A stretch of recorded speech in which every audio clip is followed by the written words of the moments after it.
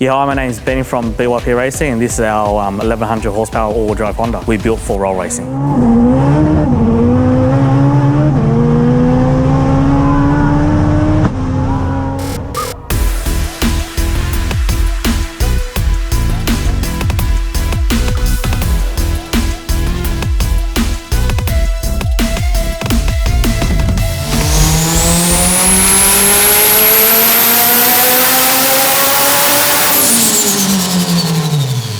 So we've been playing with Honda for the last 15 years, and obviously our motorsport ranges from time attack. We do drag racing over the years, and now we're getting into roll racing.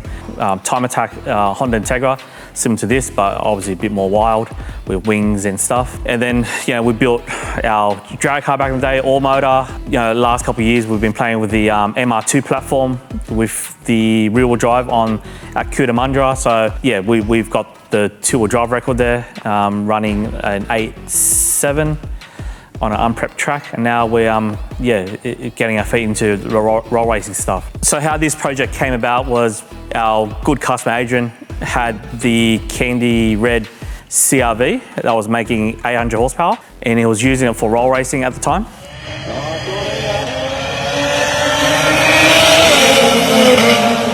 It was good and fun, but to be competitive, like the nature he is, he wanted to build a car to be at the pointy end, top 10 car or top 5 car at roll racing. So this chassis came along, and we decided to move everything from the CRV into this chassis, and it all started from there. So the goal was to leave the running gear, the same running gear, and make the car lighter and more streamlined.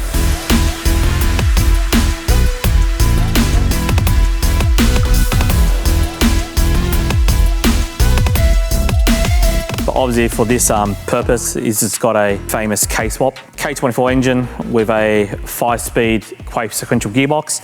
So this is one of our in-house BYP Racing built engine. Bottom end is still a cast block. So bottom end's a LA sleeve engine with alloy rods and forged pistons running around 11.0 compression. Head is a standard Type R head with standard ports. We've upgraded the valves, valve springs, and a set of higher lift cams just to suit our power band. But other than that, it still retains the variable cam timing and the VTEC for that low-end drivability, keeping the theme being a street-friendly car, even at 1100 horsepower. So roll racing, it's a normal asphalt, so unprepped, normal tarmac, so you don't have the grip level compared to drag racing where you have a prep track with a lot of adhesive and a lot more grip. So an all drive setup at roll racing is the ideal setup for traction on a normal unprepped surface. Car gets released managing speed up to 50 k's, and once the left lane sets the pace, and basically at a 50k roll on, the light goes green, and then you go through the gears.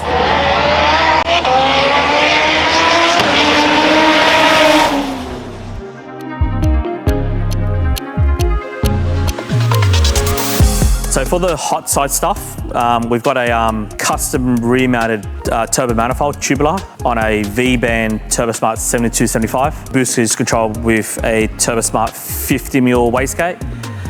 In terms of power, the car made 1100 horsepower on 37 pounds with this 72mm turbo, which is we're quite impressed with that. On the cold side, we're running the conventional air-to-air intercooler, Garrett core, 100mm thick, and that comes into the center feed 8-injector Prackworks carbon manifold. We've got a 90mm cable-driven throttle body. So in terms of our water system, we've got a fairly large radiator just to keep things cool when we do back-to-back runs, and an OEM size radiator fan as well. When we built the cooling package, brake package, fuel system, it was over-engineered in a sense where it can do back-to-back runs, and there's no need for it to cool down and run 10, 15 passes back to back. So that was the goal of the car. And from what we've done over the last couple of events, it works really well.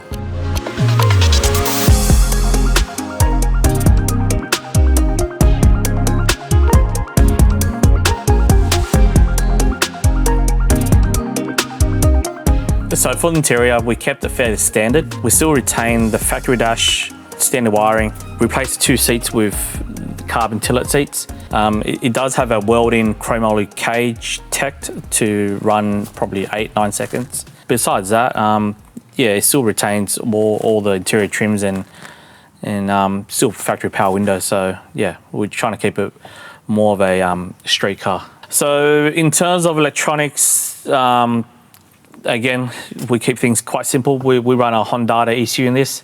And then obviously we've got a digital dash, which gets its data from the CAN stream. Quaife sequential gearbox, we've got in Geartronics Easy Shift, ECU system, which manages the flat shift module and we've got a gear indicator here just to show us what gear we're in.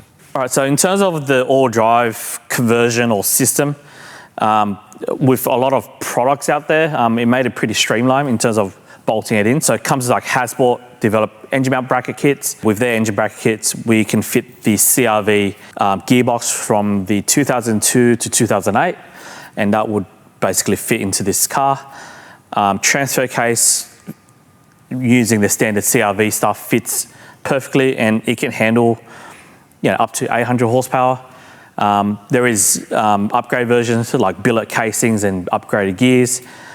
So yeah, people can upgrade that if they need more, if something breaks and stuff like that. In the middle of the car, we're using a Freelander Land Rover viscous coupler from a 98 to 2006. And then in the rear end, the rear diff, we're actually using the standard CRV with standard axles. So nothing too complicated in terms of the all drive conversion.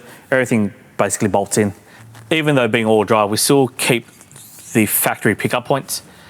So all this car has is sort of BC coils. It's got front and rear camber arms just to adjust the camber.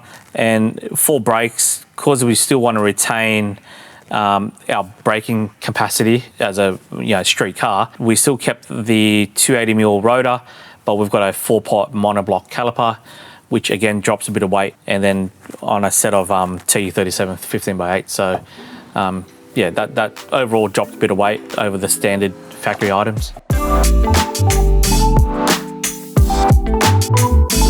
For this new setup, we've got twin fuel rail injectors just for the extra fuel supply on E85. We've got 2 Walbro 525 feeding the engine on our first set of injectors, which is 2200cc injectors.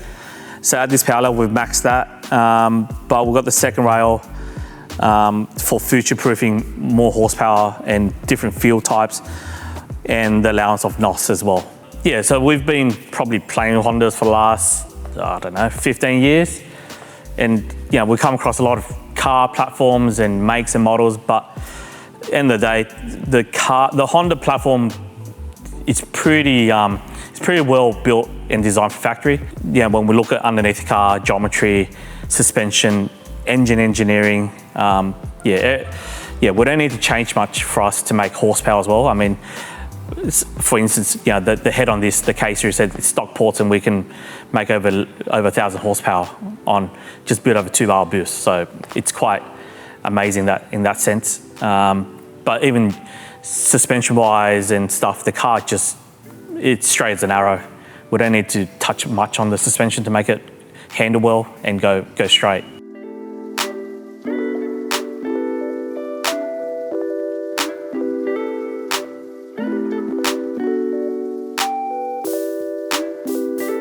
So in terms of performance of this car, so with the first version of the set, which is around 900 horsepower, on the Turbosmart 6A70, we managed to put down 100 to 200 time of 3.2 seconds with passenger as well on the roll racing unprepped surface. So with this new setup, we're aiming, well, the idea is to get into the 2-second range. So mid to high 2s is what we're aiming for once it's dialed in at 1100 horsepower. Yeah, so that's the goal.